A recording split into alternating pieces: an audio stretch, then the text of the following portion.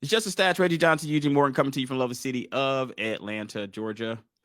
And Eugene, we have a interesting situation here when it comes to the cap and the correlation between Super Bowl championships and caps, because we talk about this a lot on the show. Welcome to the Just the Stats on our YouTube page, TikTok, Spotify, wherever you may be listening, wherever you may be watching. We definitely appreciate it. And we've talked a lot of times on the show about how the money spent equates to the trophies won. And we could see, if we were talking a little bit of baseball here, how that's not working out for the New York Mets this year. Right. Sometimes the money you spend, there's a direct correlation between the money you spend and how much you're going to be winning. And which is interesting because you think, and it's kind of like metaphor for life, so to speak, right? In the sense of not everything that is high cost is going to be better for you, right? Right. Have you ever been to a restaurant, Eugene, and you're paying out the ass for this meal, man? And Yes. they bring you like 3 pieces of lettuce and some squiggled dressing on a plate. And you're like, man, I could have just went to McDonald's, man, grabbed me a Big Mac and fries, man. It'd been Yes. perfect. Yeah. It was funny. We were out of town. I was in training 2 weeks ago, and these people kept recommending the steak place, and we went there. I didn't pay for it, so it wasn't on my dime. But I would have been mad if I would paid for it, because it's been steak that I can make.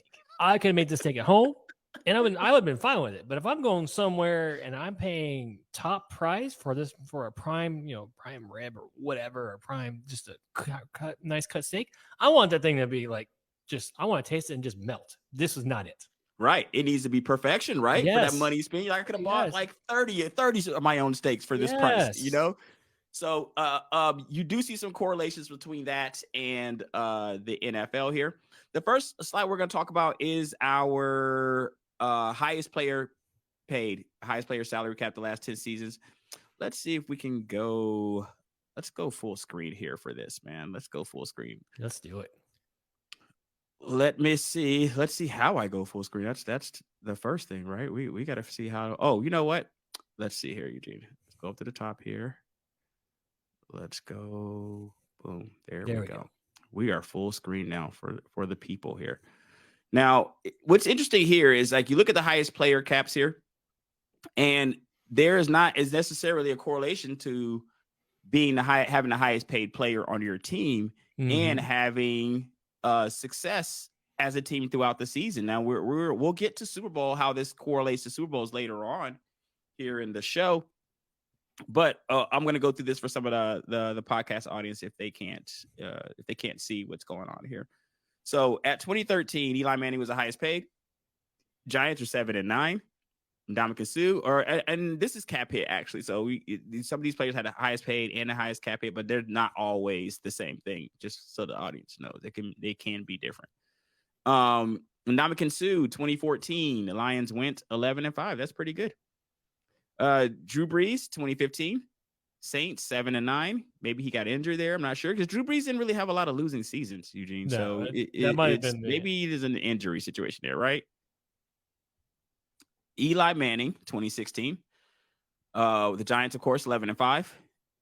Joe Flacco, 2017, 9-7. That's pretty good. You got a few winning seasons in there. And this is kind of where things turn the corner here, because 2017 is going to be the last year where you had the highest paid player and winning record. Jimmy G, and we all know Jimmy G's had some nagging injury issues. Jimmy G, highest cap, 2018, 49ers, 4-12.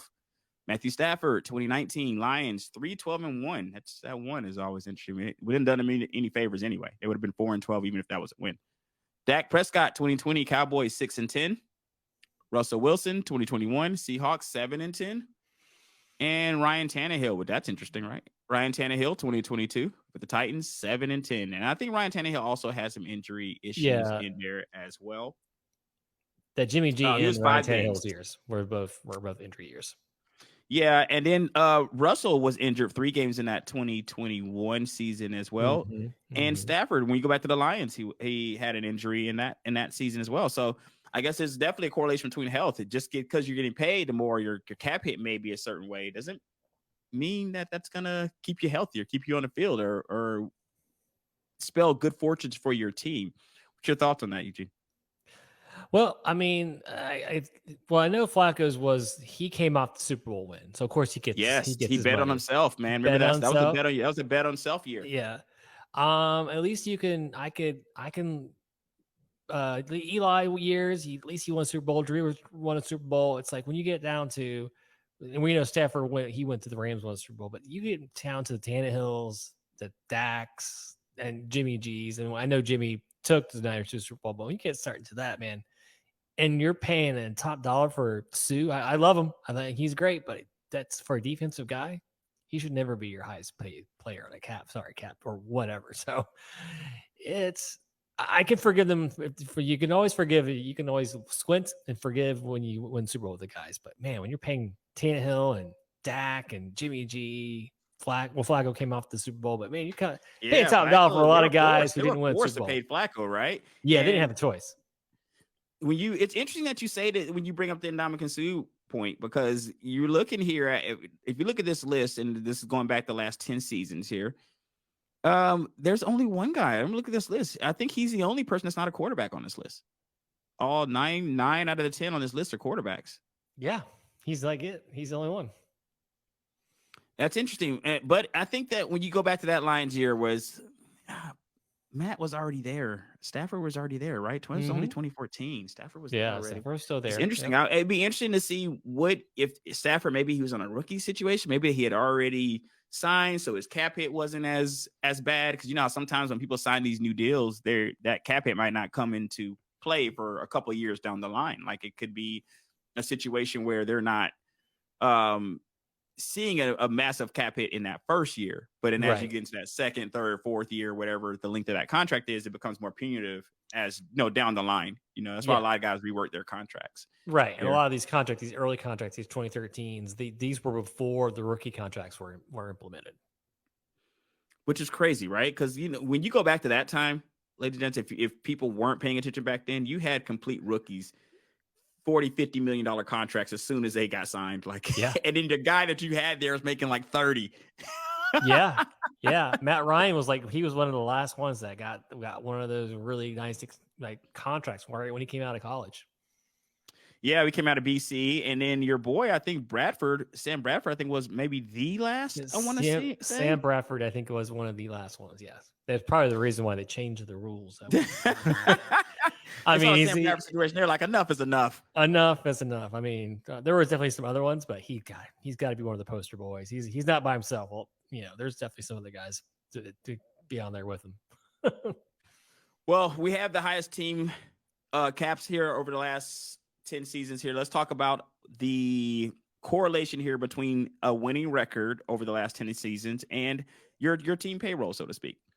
So 2013, the Chiefs went 11-5, $137 million. 2014, the Bills went 9-7 at $148 million, and that's the payroll.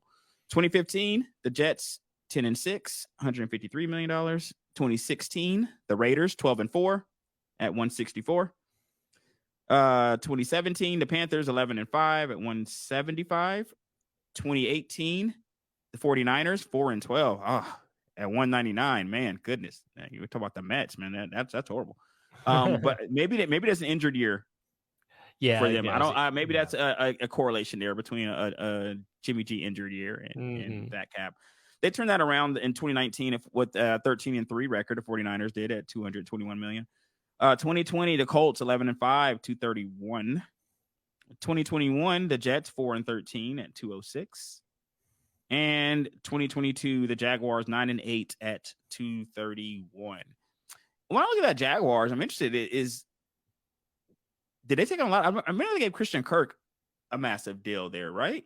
Yeah, they were signing. Travis Etienne was a rookie. They did sign a bunch of receivers too. So, yeah. Lawrence still on his rookie? Did he re-up? He's still on his rookie contract. So what is that going to go to when it's time for him to re-up?